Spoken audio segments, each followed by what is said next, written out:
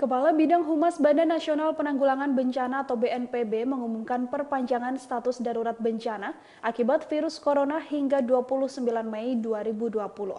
Dengan perpanjangan tersebut, maka momen puasa dan lebaran tercatat masih dalam masa darurat bencana nasional.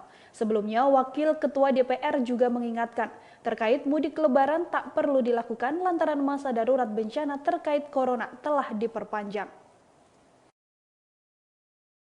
Dikutip dari Kompas.com, keputusan perpanjangan masa darurat bencana akibat virus corona tertuang dalam surat keputusan BNPB nomor 13A yang ditandatangani oleh Doni Monardo, yakni Kepala BNPB.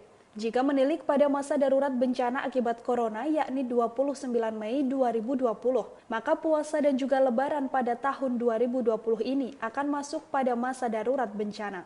Meski penetapan awal puasa akan ditetapkan melalui sidang isbat, namun hari pertama bulan puasa 1441 Hijriah diperkirakan jatuh antara tanggal 23 April hingga 25 April 2020. Sementara menurut kalender Hari Libur Nasional 2020, Hari Raya Idul Fitri jatuh pada 24 sampai 25 Mei 2020.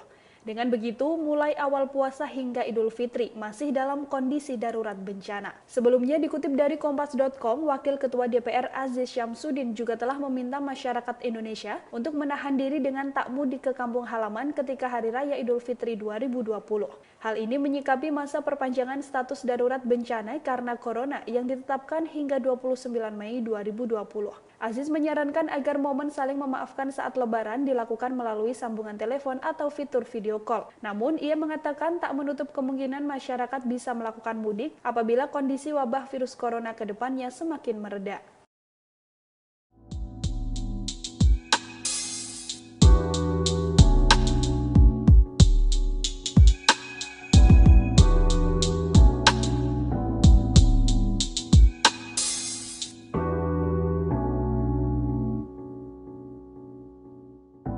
Kemudian karena ini skalanya makin besar dan Presiden memerintahkan untuk melakukan percepatan, maka ada perpanjangan status lagi. Status tingkatan tertentu diperpanjang lagi karena sampai saat ini belum ada daerah-daerah ataupun nasional yang menetapkan status keadaan darurat. Sehingga BNPB perlu memperpanjang lagi sampai dari tanggal 29 Februari sampai tanggal 29 Mei 2020. Jadi diperpanjang lagi supaya lebih fleksibel karena kita nunggu daerah-daerah yang mengeluarkan status keadaan darurat. Demikian Tribunnews Update, nantikan berita terbaru lainnya hanya di tribunnews.com. Terima kasih sudah nonton, jangan lupa like, subscribe, dan share ya.